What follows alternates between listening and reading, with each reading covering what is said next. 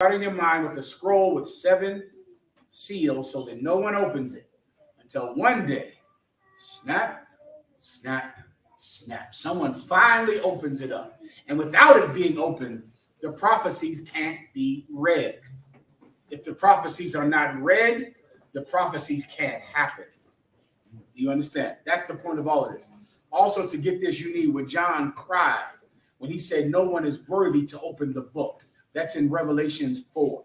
That's a precept for this.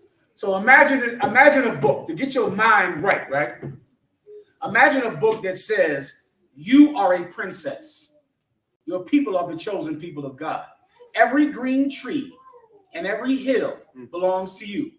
Every lamb, every animal, every body of water, every stream belongs to you. But it's in here and it's sealed so that no one knows that you are the chosen people of God, because it's in this book and this book is locked up. So since the book is locked up, how are you living? You're living as a slave, because no one, imagine it like you have an inheritance that you are supposed to receive from someone dying, and the person that died had a will, but the will can't be read. And so since the will can't be read, you're going to work every day suffering. Even though that will could be read, you could quit your job and now live like a princess. That's what you want to have in your mind. You understand? All right, go ahead and read. And please, Levi. I'm sorry, you were reading? Please. I got the precept, sir. Please read that. Read the precept. Come. Revelation 5:2.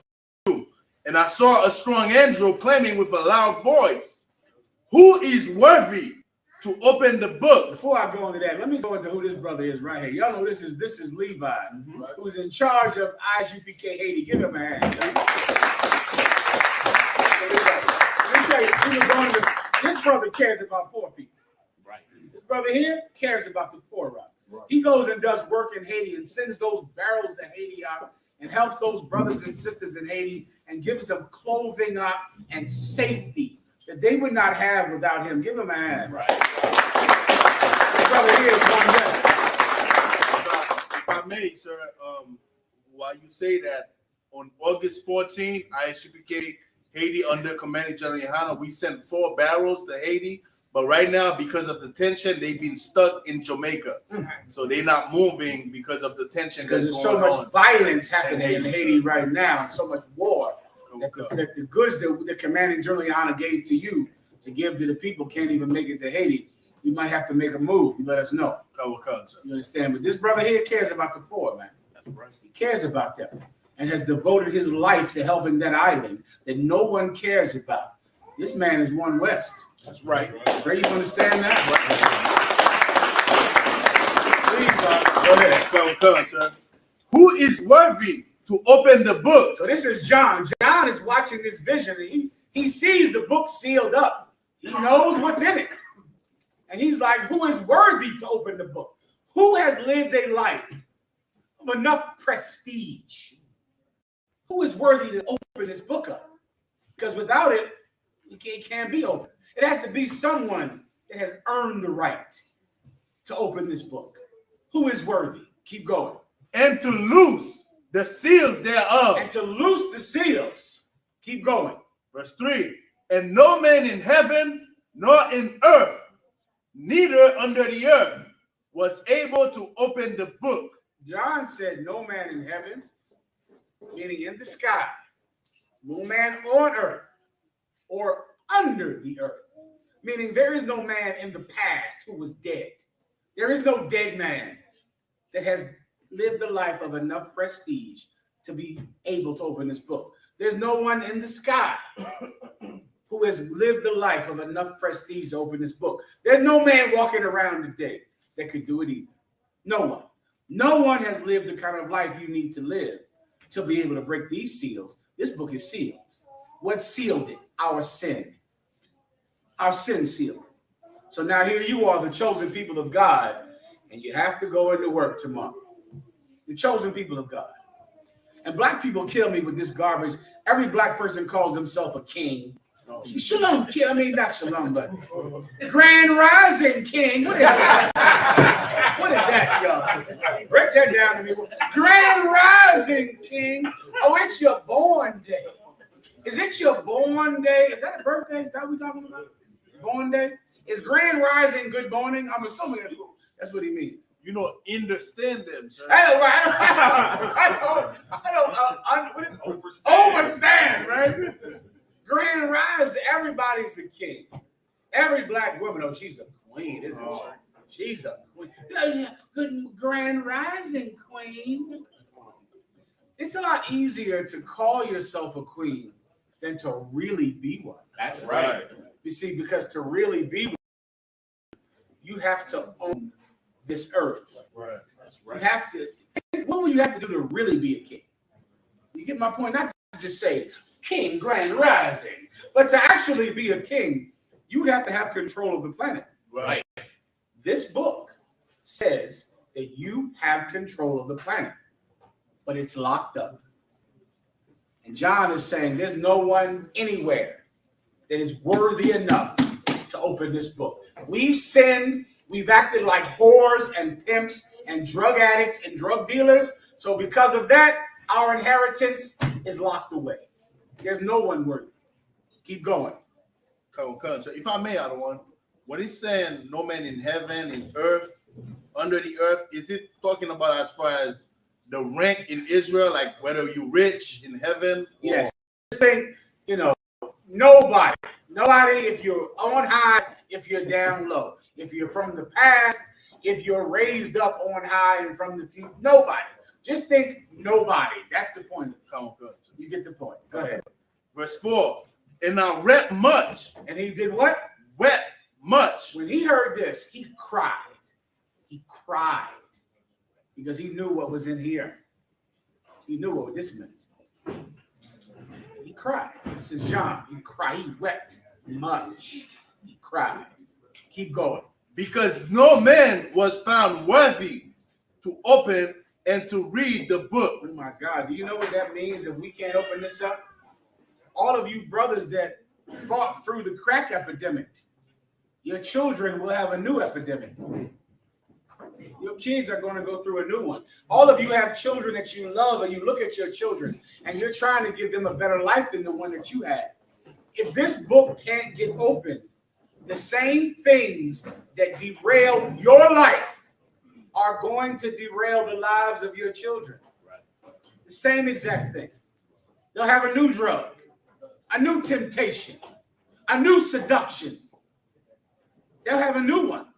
And these babies who you love and you play with every day, they're going to become what you became at 13 and 15. It's going to happen to them. They're going to be molested. Your kids, those kids you love. Remember, at one time you were a little baby until someone molested you. Until you tried cigarettes and weed for the first time, drugs for the first time. And these babies you love, the same thing is going to happen to them if this book can't be opened. And he wept much. He cried a lot. Keep going. Neither to look thereon. And he cried. He couldn't even look at it.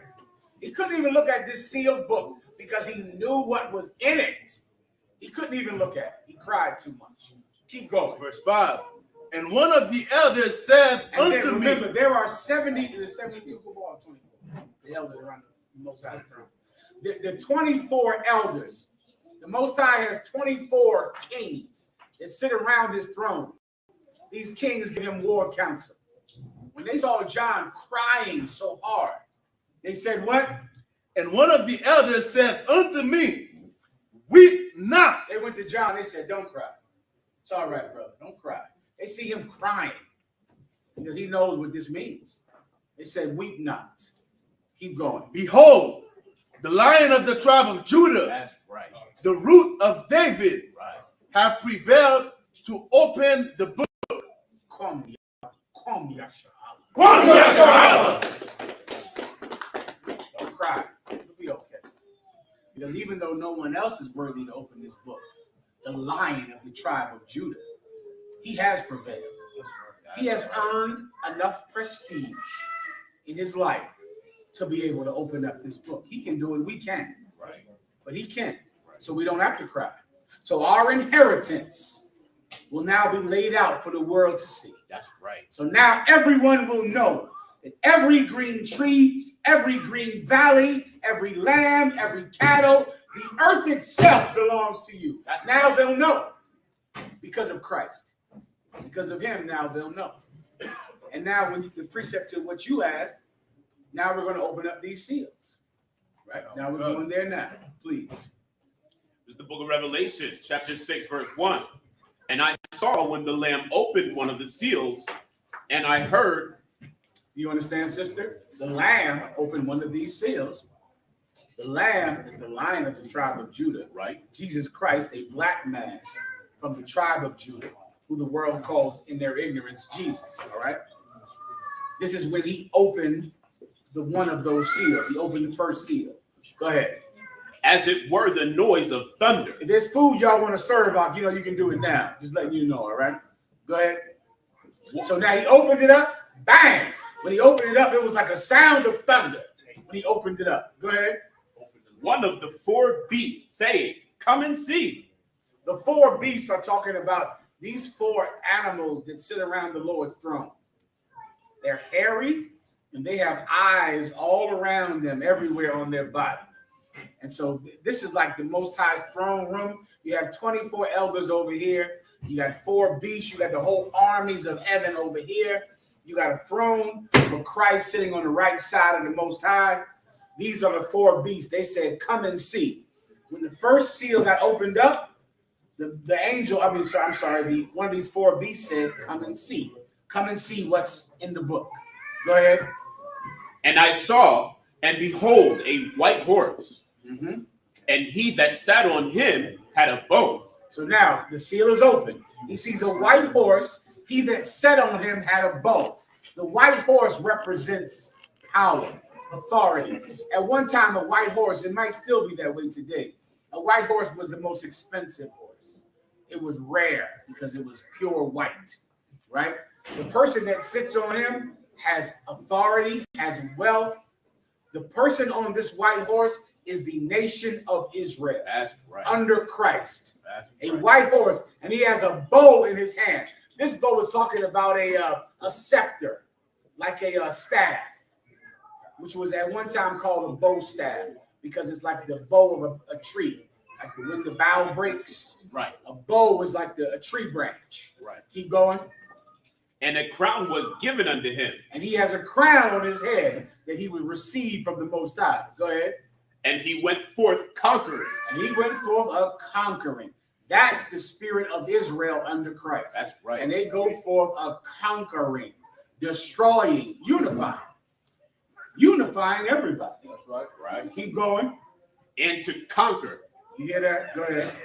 And when he had opened the second seal, I heard the second beast say, "Come and see." Mm-hmm. So now another seal opens. Go ahead. And there went out another horse that was red. Now you have a red horse. Keep going. And power was given to him that sat thereon. And he's given authority to do what? Come on. To take peace from the earth. The first white horse and the person that rides on it represents the spirit of Israel that is going to win. Right. The second horse is a red horse, and he has the power to take away peace. This is the spirit of war.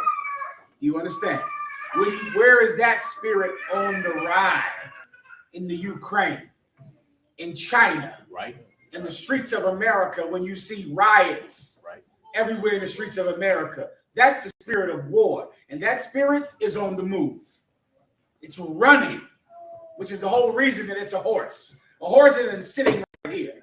A horse is traveling, running, spreading war, spreading Israel conquering, spreading it everywhere. There's going to be no way to escape from war. That's right. It's going to be everywhere because there is a spirit on a red horse running everywhere, spreading it into the Ukraine, into China, into Los Angeles, into Las Vegas, into everywhere. Keep going. And that they should kill one another. And they should do what? Kill one another. That's what's happening right now in the Ukraine and in China and in Saudi Arabia and in the United Arab Emirates. It's going to happen everywhere. It happened in the Congress.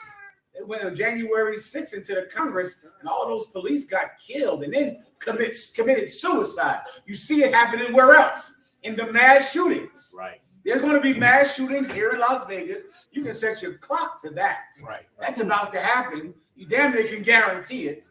It's the minute that one mass shooting happens, it inspires another person to do it. They happen now about days apart. 1-2 days, there'll be another mass shooter. Why? There's a horseman on the run. Right. Running. Right. And it's spreading. And that's why there are so many mass shootings everywhere. Everybody understand? Keep going. And there was given unto him a great sword. Mm-hmm. And when he had opened the third seal, now we got the third seal broken. Snap, another one broken. Go ahead.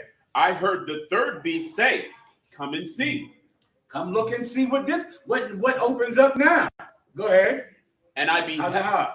There was a shooting out here, right? Some guy killed 300 people out here. Stephen Paddock or something like that. When did that happen? You remember when the cat, he was in the hotel, he was rich as Oh, hell. damn. He broke the window. Shot, right, I forgot about that. Shot him from the casino, from the hotel at a big old event. Everybody was down there having a good time. And it ended up. Go ahead. Yeah, sir. I was like, I forget what year it was. I think 2016, 2017. Yeah. He killed 58 people. Get them out of here. From a window. AR. Get Captain Desire, y'all can hand in the back. Give him a hand. Go ahead. So out here they call it October 1. That's what they call the day that shooting happened. What hotel did it happen from? Mandalay. Throwing everything for everybody. Yesterday, and wonder why it's ringing in my head. Mandalay. He went up in that hotel, knocked out that window. The hotel I'm in right now, I think it's a convention of sheriffs or something in there.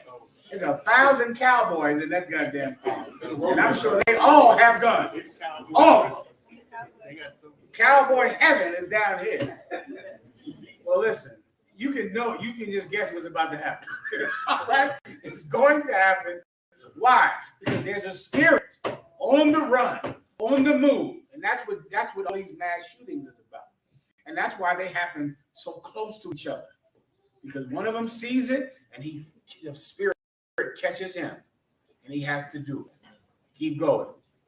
Verse 5. And when he had opened the third seal, I heard the third beast say, "Come and see." Come on. And I beheld, and lo, a black horse. And he that sat on it had a pair of balances in his hand. I'll move on for time's sake, sister. Balances is what you weigh money with, right? These balances are going to cause famine to happen in the earth.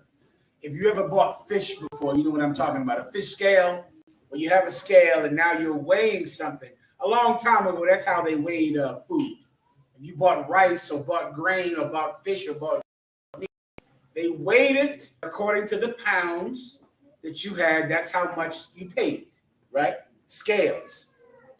Well, this is going to cause famine because 3 measures of barley are going to be a penny and 1 measure of wheat are going to be a penny, which means barley is cheap. Right. Why would barley be cheap? Because it's diseased, sick, it's worthless. It's what they would really throw in the trash because it's nothing. What causes that? Plagues. Right. There are many times when you go to outside of a supermarket, the dumpsters are full of lettuce. Who knows why? If I may, out of one, there's a lot of tension going on right now in the Dominican Republic and Haiti, okay, which is one island, one people. Mm-hmm. And what the Levite ended up doing, because the Dominicans, which is really being run by heathens from Spaniards, Lebanon Arabs. He's from Lebanon. He's not even Dominican. He's not. Forget about it.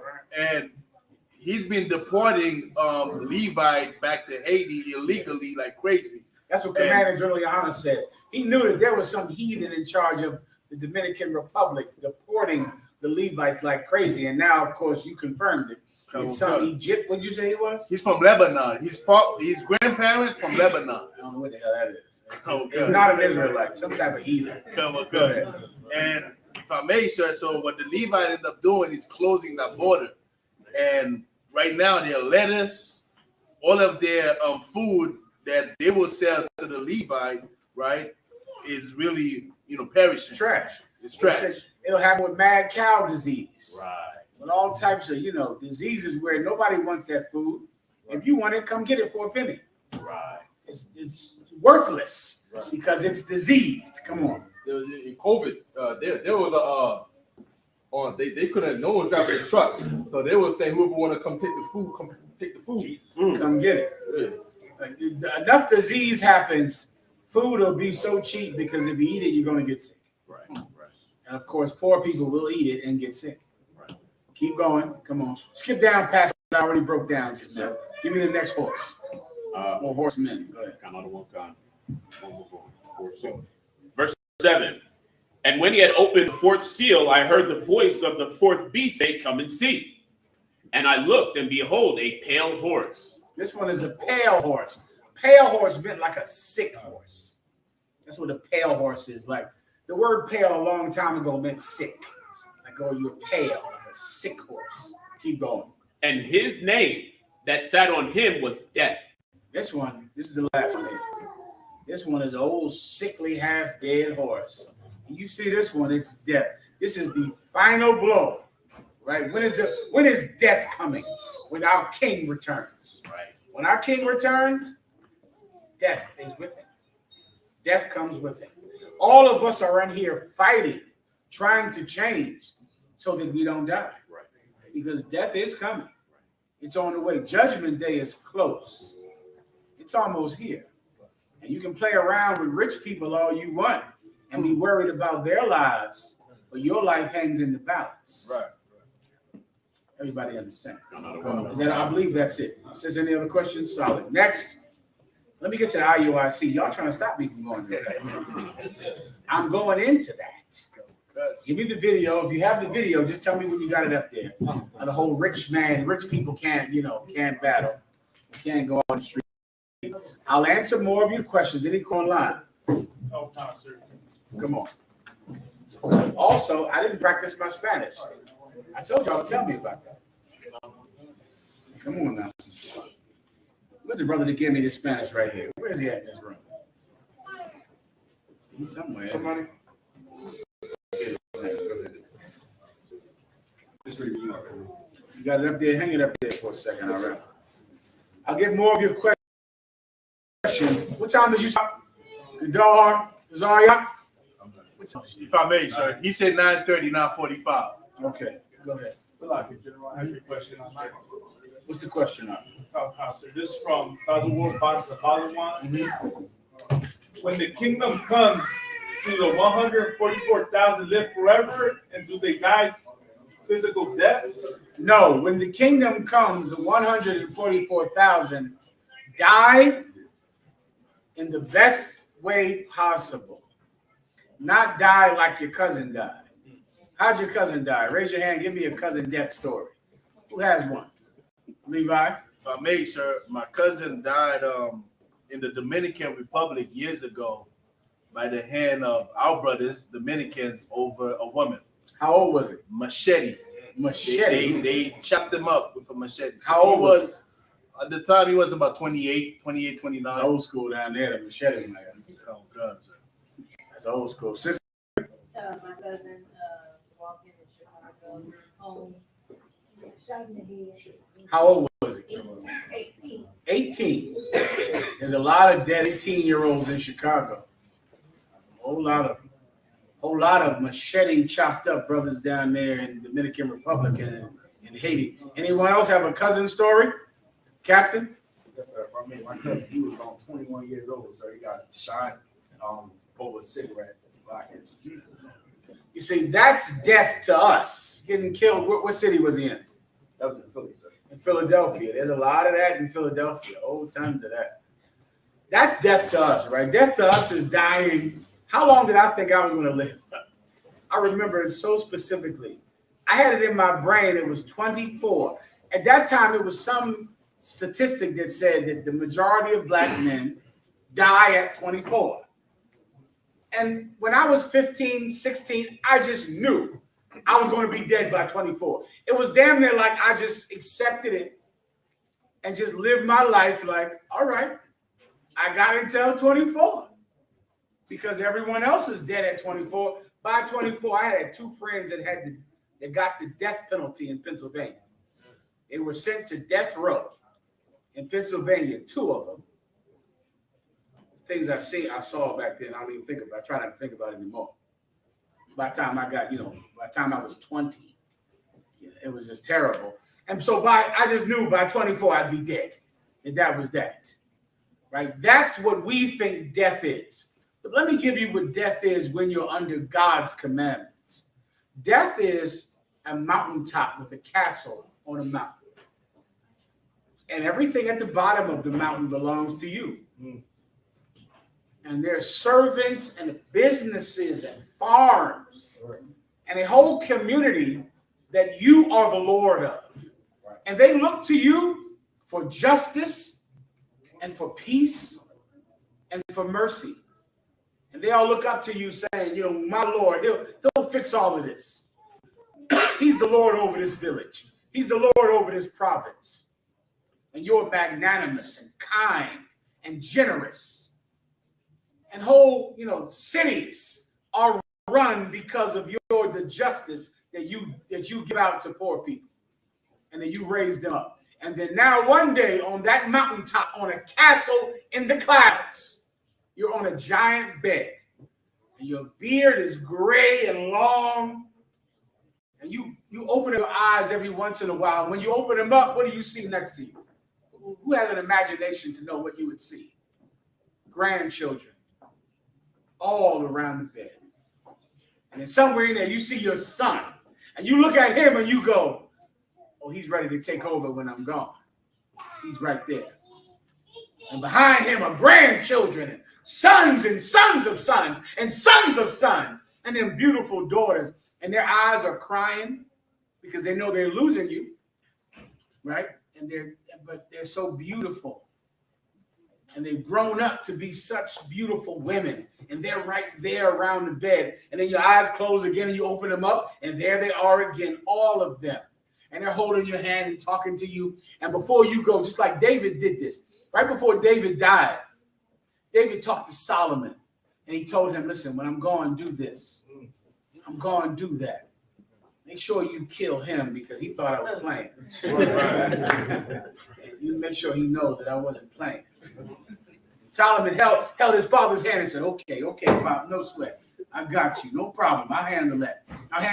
And then you hold his hand and you say, don't forget this. Don't forget to do that. Don't forget to do this. Make sure you do that. And then one day as your eyes grow dimmer, as they grow dimmer, they close. And then you're gone. And then sometime later, a baby boy is born. And your great-grandson names that baby boy after you because it is you. And that's dying in the kingdom of heaven. And that is beautiful in my sight. That's a beautiful death. You're not going to live forever in the kingdom of heaven. Why? Because if you live forever, that new baby cannot be born. There can be no life without death. That's in the Bible. Death has to happen so life can happen. So you'll die, but not like your cousin.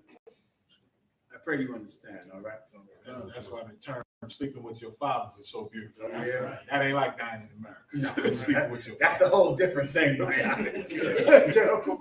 whole myth of you looked at too many kung fu movies and you think what he just described as some old Chinese martial arts movie that you saw.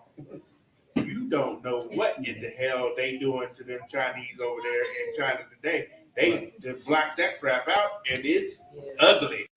It's probably ugly what they doing to the people over there right now. That's a group of people, and the Japanese forget about it. Next, we good here or not? Any other questions? Like General, I have a question from YMB Bronx. Mm-hmm. Salaki, can I get a breakdown on Romans 11 and 12? Riches of the world, riches of the Gentiles. Let's read it.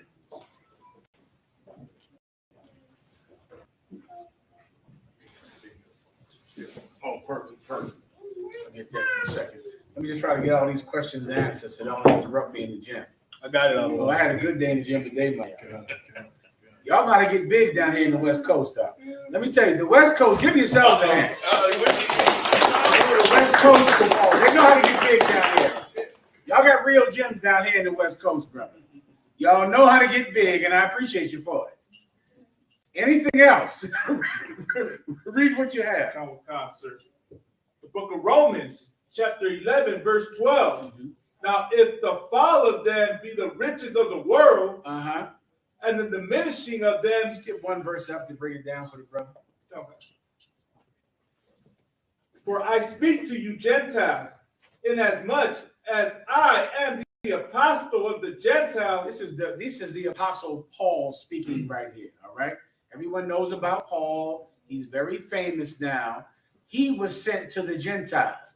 The mystery that the world does not understand is that the Gentiles that Paul was sent to were the Puerto Ricans, Mexicans, Guatemalans, Haitians, and now the tribe of Judah, who has become Gentiles because now we're African Americans. He was sent to people who were not raised in Jerusalem, who had not came up in the law of the Bible, and because of that, their entire lives, they thought that they were heathens. Paul knew who they actually were, according to bloodline. Please, Levi. If I may, sir, that's the next verse. That's not the previous verse. You mean go back a verse? Go back a verse if you don't mind. Who had the hand behind you? Someone else? Please, Captain. Yes, sir. I was going to say the same thing. He went down. I appreciate you. Go back up, please, one more time. Verse 11. 11, go ahead. Book of Romans, chapter 11, verse 11. I say then, had they stumbled that they should fall? God forbid. But rather through their fall, salvation One more verse. Verse 10. Let their eyes be darkened, that they may not see, and bow down their back always.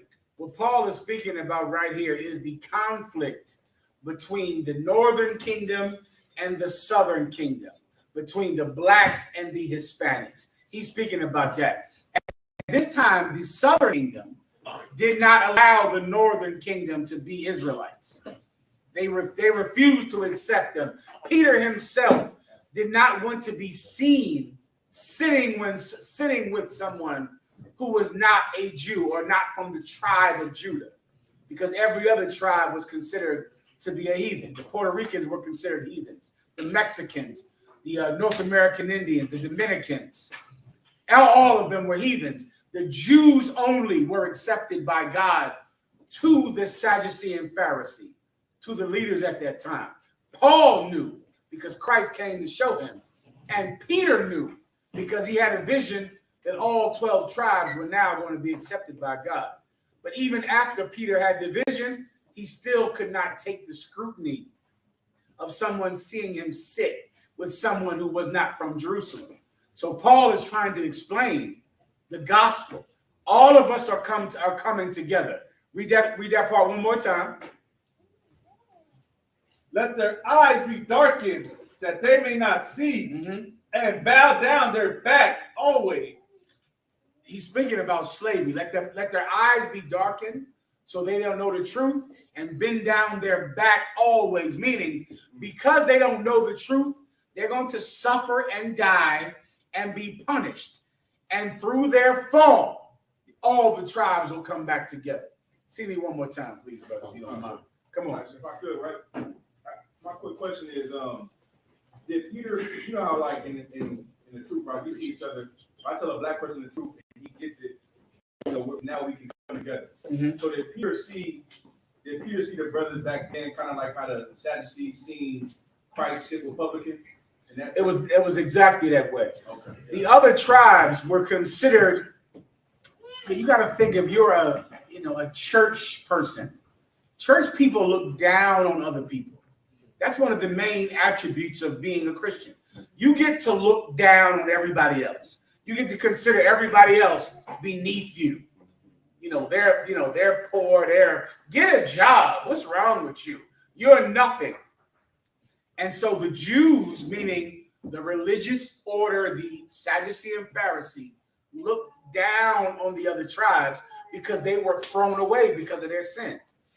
And they thought because they were not thrown away, that they were better than them when they committed the same sin. And later on, they would also be thrown away. So you think about it like that, like they thought they were better than them, but they weren't. Keep going. Whoever has it, read it. Oh, no. I say then, have they stumbled that they should fall? Have they stumbled that they should fall? Meaning, yes, the so-called Hispanic tribes, they stumbled. They made some mistakes. But does that mean they're gone forever? Keep going. God forbid. God forbid. They ain't gone forever. They're your brothers, and they're coming back. They made errors. What the Bible says that Ephraim is as a silly dove. Meaning Ephraim was so willing to join the other nations, he was love sick over them. He loved oppressors' daughters. He loved to mix with the other nations. And so many of the Hispanic tribes, they think that there's some path for them not to be Hispanic. They think if they can just act white, pretend they're white people, they can pass. You light-skinned brothers, you know what I'm talking about. It's the same thing. Back in the Isupk, they don't know this. Back in the South, let me explain to you the tribe of Judah. Back in the South, the tribe of Judah, always, you ask them what they were, they would always say they're not fully 100% black. They always had Indian in their family, or they were Creole, or they were mixed white. My uncle is white, my grandfather is white, and if they were light-skinned, my God, they would use that like a weapon. Like it was a weapon to use against dark-skinned black people because they wanted to pass. You understand? And they hoped that they could marry a white girl, speak with enough intelligence when they talked, that people would forget that they were black. Well, now what happens later on? The tribe of Ephraim, the tribe of Issachar, the Dominicans, they're doing the same thing. They're passing. Forget about the Cubans, my God. The Cuban, the tribe of Manasseh, just believes they can just be white. If you let them focus on it enough, they can become white people. You're a nigger. Every Cuban is a nigger. Every Mexican is a nigger. That's right. Every Dominican is a nigger. That's You're right. a wetback. Right. That's what you are. Right. You're a wetback. Right. You're an immigrant. You're an illegal alien. That's You're right. an alien. Right. Now, embrace it. Right.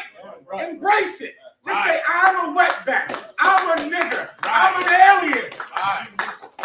Because once you do that, then we'll realize it's more of us than it is of them. That's right. Oh, please believe that. It's a lot more of us. The Bible says that the king is honored because he has so many people. But in what of the people does the king lack? Without a lot of people, these rulers have nothing. Right. And there's more of us. There's more niggers and wetbacks than it is anybody. I pray you understand that. And the minute we accept it, we can stop trying to pass, stop trying to act white, stop trying to be one of them, and be the majority, which is what we are. Right? Everybody understands. Keep going. But rather, through their fall, salvation has come unto the Gentiles. Through the fall of who? The tribe of Judah fell. At one time, we were the only tribe.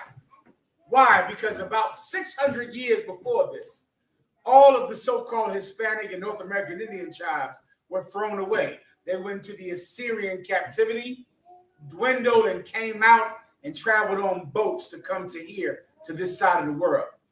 And in the Middle East, there was Judah. And Judah, they relished that. They loved that. Instead of being 12 tribes, there was one tribe. And they acted like they were the best thing on the planet Earth. And they ate pork. And they ate shrimp. That's in Isaiah, the 66th chapter. They ate pork in Jerusalem, the Jews, the tribe of Judah. And committed adultery. And did everything that the so-called Hispanics did to be kicked out of the nation. They did it too. But there was no one to kick them out because they were politically in charge. Then later, the Muslims kicked them out. Right. through the fall of Judah, the Most High saw that Judah did the exact same thing as the other tribes. Through their fall, the Most High was left with one choice. Either I'm going to have no people, or now all of my tribes can come back. Because there is no people that I have who have not sinned. All of our righteousness is as filthy rags. We've all done the same evil thing. So there's no reason for any of us to look down on each other. Everybody done shot somebody, killed somebody, did something, stole something. We've all done it. So now with that said, let's forgive everybody. Let's just say we've all done the same thing. There's nobody better than anyone else. All of you sisters done been whores and hoes and sluts. So now we don't have to look down on anybody else. We can all just say we've all messed up. We've all made mistakes. We're not better than the Hispanics. The Hispanics are not better than us. Now let's come together. Right. Now let's come back and let's do it better than we've ever done it before. Right. Everybody understand? Keep going. For to provoke them to jealousy. For to provoke them to jealousy. So now because of that, now the so-called Hispanics now can know that they can be just as good as us. They can be the same because we're not perfect and they're not either. So now it inspired them to say, we can all come back because Judah sinned as well. Keep going. Now, if a fall of them be the riches of the world,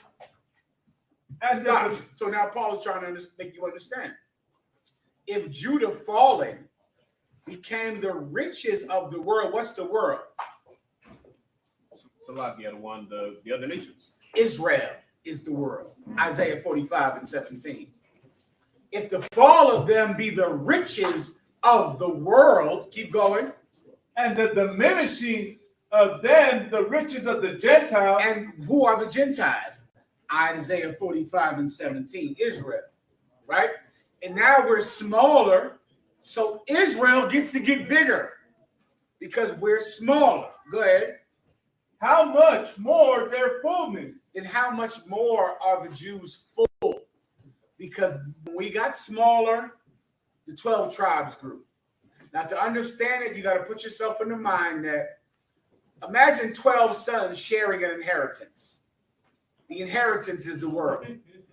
Then the other sons sin, and they lose their inheritance. And only one son gets it now. What does that one son think?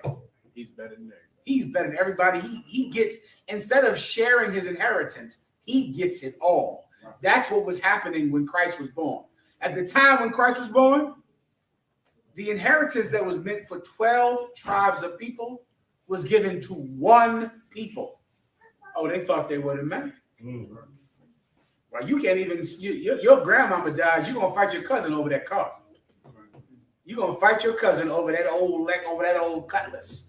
You're going to fight over what? What's the amount you're going to fight your cousin over? Who has had a family member die and you argue with your cousins over the money? Break it down for me. Who wants to raise their hand and tell me the story? Grandmama died, grandpop died, and now you hated your brother and sister, your cousins, over what? Brother, break it down for me. No, right here. Oh, okay. Right here. You, come. My mother, when my grandfather died, my mother and her sisters argued over the money. All of them. How much money was it? $25,000. $25,000. How many sisters was it? Between 4 sisters and a brother. 4 sisters and a brother. What's that? Divide that with 25,000. So that's 5,000 apiece. 4,000. 4,000 apiece.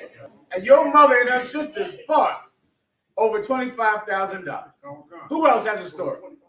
In the back. My aunt in Brooklyn died. She had a brownstone, and my aunt, she was the oldest sister, and she died. So the brownstone of their side was there was a big argument with my other aunts over who was supposed to get it. How much was the brownstone? I don't know how much it is, but the brownstone, they're very expensive. Brownstones cost some money, man. I might shoot a nigga over one of them brownstones. Not that I would do that. I would never do that. But they cost some money. If somebody else might do it. They cost some money down there in Brooklyn. Damn. Okay, so they fought over that brownstone. A good brownstone.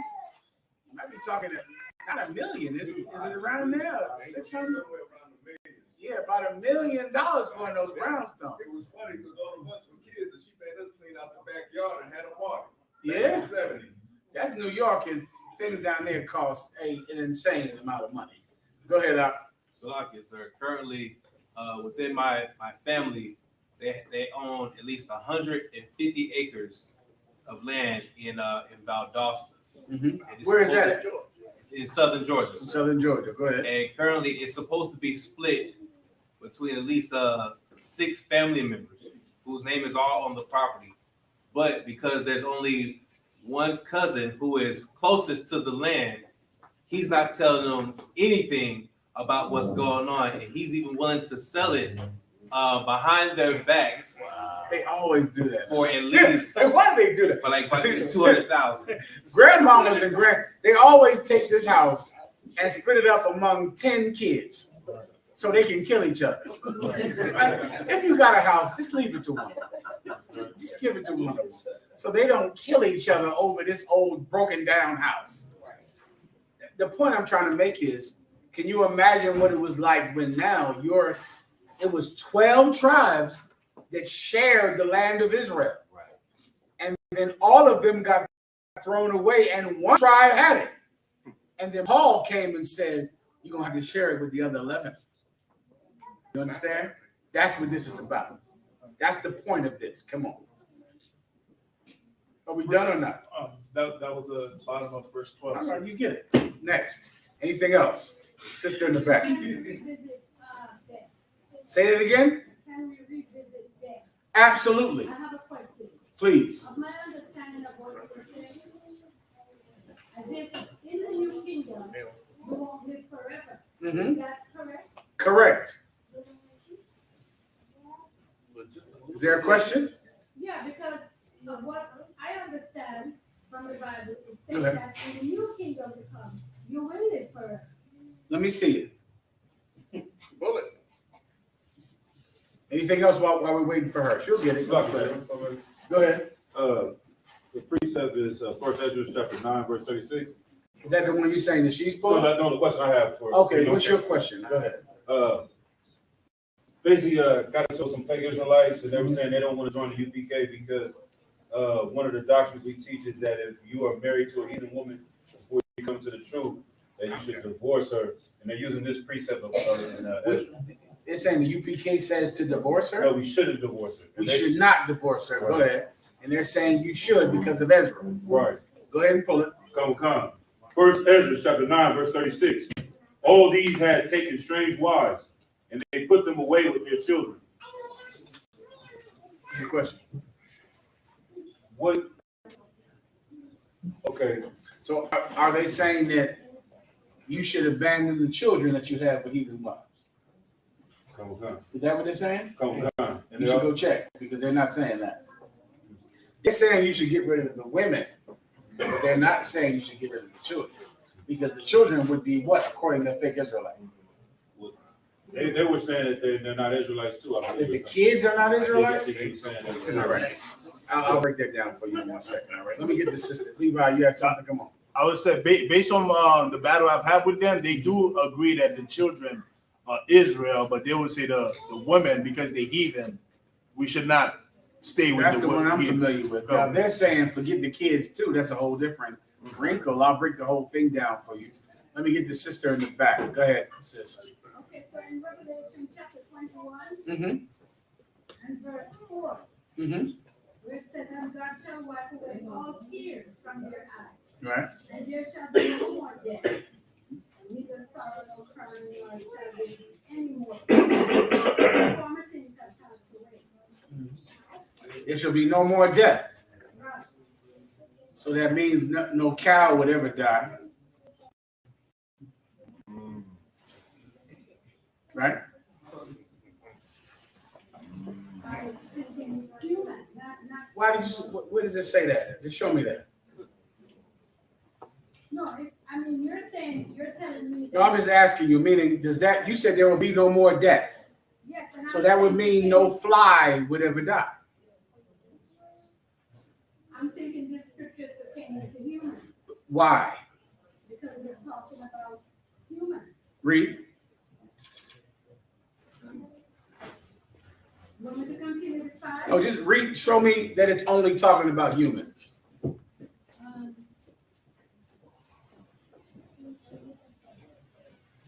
Well, that thought never came to my mind. I'm thinking It's all right. There's no big deal. It's all right. What I'm just trying to help you with is many times, okay, well, we kind of infer something into the Bible that's in our mind, but it's not really there. Because if there's going to be no more death, you understand what that would mean. It doesn't say there will be no more people that die. That would mean no cow, no chicken, no fish, nothing. It didn't say people. It just said there would be no death. So what is the meaning of this? If you don't, I'll break it down for you. When death in the Bible does not mean the death like a person dies. Death in the Bible is a curse. That's what death is. It's not, a fish dying. That's not death. A person dying of old age on a bed with their grandkids around them, that's not death. Let me give you a precept just to help you out, right? Give me death, where is thy sting in the New Testament, all right?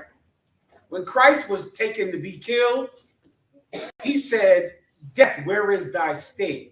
Now is thy prince cast out. Death in the Bible is the curse that is death. It's not all dying because there can be no life without dying. Give me that in the book of Romans. For that which thou plantest cannot quicken unless it dies. There can't be life without death. You seem like you might know about planting or vegetables or plants. Is that correct? Okay, so do you know about planting vegetables? I'm sure you do, right? What are your favorite vegetables to plant?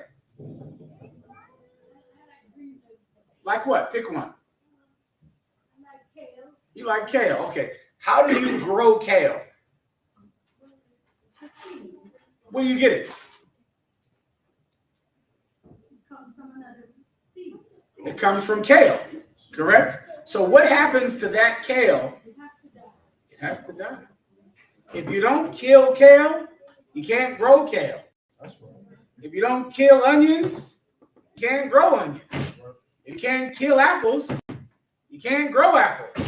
Well, now read my mind right now. If what doesn't die, what can grow? Okay, if apples need to die for apples to grow, kale needs to die for kale to grow, onions need to die for onions to grow. What else needs to die for it to grow? Come on, say the thing that we're both thinking. There you go. Give her a hand. That's it, right? If people don't die, then people can't grow. Then people can't be born. That's life here. So death has to always happen. But the death that you're reading about is not the thing dying and growing again. That death that will end is the curse of death. The curse of death is dying at 18 in Chicago. It's dying of cancer, dying of AIDS, dying of the COVID-19 virus. Raise your hand if you know someone that died of the COVID-19 virus. Yeah, that's over when Christ returns. No more of that. That's it. No more plagues and all of that, sister. Doesn't exist? Oh no, the lake of fire is going to happen. But the body of that, we know the spirit is on. But so then this myth of there will be no more death and all of that is. That's not true. You just proved it by saying the lake of fire, right? In the lake of fire, what's going to happen? Life? People get killed in the lake of fire, right? So death is going to happen. What's not going to happen after the lake of fire, after Christ returns, after there's a new government that's in charge of this planet, no more COVID-19. That's right.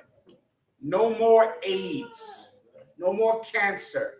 No more gun violence. That's death. Death in the Bible is the curse. What's the precept I asked for? Tell the sister where it is. This is on 1 Corinthians 15 and 55. Mm-hmm. O death, where is thy sting? O grave, where is thy victory? This is Christ speaking, right? When they came to take him, he said, "O death, where is thy sting? O grave, where is thy victory?" Go. Verse 56, the sting of death is sin. That's it. The sting of death is sin. The death that is going away is the curse that comes from sin. That's death. Anybody that died very young? Raise your hand if you know anyone that died very young. Sis, this is a problem, right? That's death. That is over when Christ returns. That's over. No more of that. Here's the kind of death that will happen when Christ returns. On a giant, fluffy, feather bed. That's how I imagine it. Feather bed. Right. Grandkids and talking to them, and wives all around the bed, and their eyes are weeping, but they're trying to be strong for you because they don't want to, put their burden of sadness on you, but they know that your time is up, and the sons are all there, and you're trying to school them, give them the last lessons you can give them before you're gone. And you know that they have a great responsibility, but you prepared them. They're ready. You understand? That's heaven. That's heaven, sis. Maya. I lost 4 brothers in one night. I remember. Young as hell. You understand? Yeah.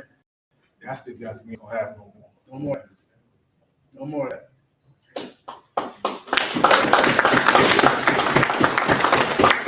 Anything else, Captain? Yes, sir. I mean, also, in John 8:51, the Lord said, those that obey my word will never see death. That's the precept. So the Christian church has taught all of us that you wait until Jesus returns and then you'll just live forever. The problem is, give me the one I'm talking about in Corinthians about reincarnation.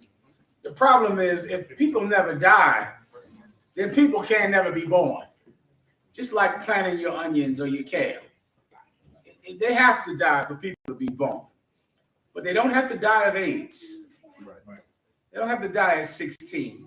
They don't have to get shot in the mall. That doesn't have to happen. And that won't happen.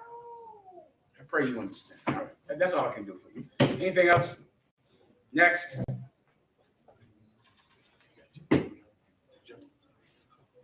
Are we done? Say again? Nah. You want to come in? Okay, waiting for this. But you got the video. Play this video, and then give me the IUIC. I gotta move on. Come on. We got Corinthians. She got all that. Just break that down for her out here in the West Coast, all right? Play this video right here. Chapter 19, verse 38. And after this, Joseph of Arimathea, being a disciple of Jesus, but secretly for fear of the Jews. What I want you to see, Joseph of Arimathea, which was a rich man, he was a disciple of Christ, but secretly. You heard what T.K. Kirkland just said? He says, stay low. And what did he say? And flex occasionally. Joseph of Arimathea stayed low. He was a disciple of Christ, meaning a student of Christ, secretly for fear of the Jews. What does that mean? If the Jews had found out, meaning the Pharisees and the scribes, that he was a follower of Christ, they would have tried to destroy his money. Oh! That's what we saw. My God forbid, stop. Stop. Oh! If the Jews would have found out he's a disciple of Christ, they would have cut his head off. They would have stoned him. They would have shot him. What would they have done, Hazahar? They would have tried to destroy his money. So he couldn't tell anybody. This is a coward. Right. And I don't have time to break down Joseph of Arimathea to you. Most of you don't know what the hell that is. You would have to be in the truth a long time to have battled Christians about Joseph